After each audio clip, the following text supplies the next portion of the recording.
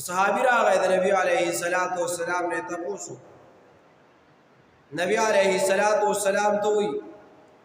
ما عادت لها الله رسول قیامت پکړي ما عادت لها من كثير الصلاه ولا صوم ولا صدقه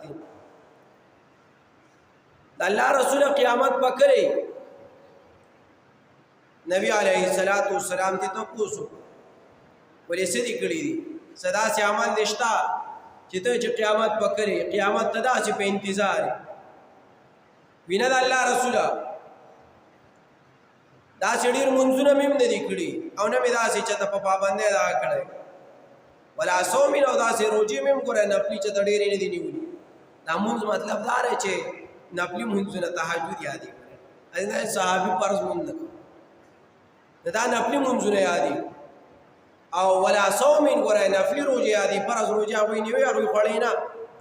او ولا صدقه او صدقه مم نه کړي فرض زکات نه یاد واجب زکات عام صدقه یاد ودا مډیر نشته ده فاسی او خبره ده ولکنی احب الله ورسوله دا یو خبره ده چې د الله سره او د الله د رسول سره مډیر مینه ده اکه یو خبره شته نور می دا سړي عبادتونه نه دي کړی نبی علیه السلام تسوی انت ما من احببتم تب دا چا سره چې چا سره مینا کوي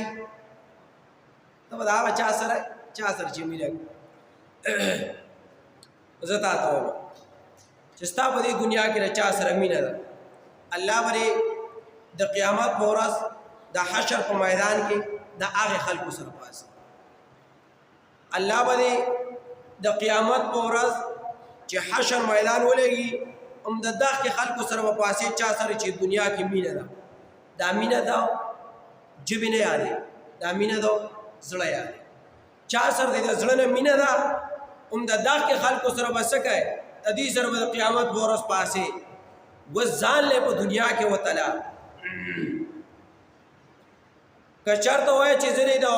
قیامت ورځ باندې میدان حشر تا د نیکانو خلکو سره پاسې ده د نیکانو خلکو سره مینه وکا کچرته وای چې د علماو سره پاسې ده د علماو سره مینه وکا محبت وکا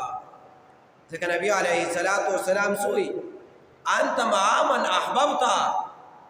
تبا چا سره چې تا مینه محبت کړه تبا د الله او د الله د رسول سره ځکه تا د الله او د الله د رسول سره مینه کړې ده د قیامت پر ورځ باندې دوی سره پاسې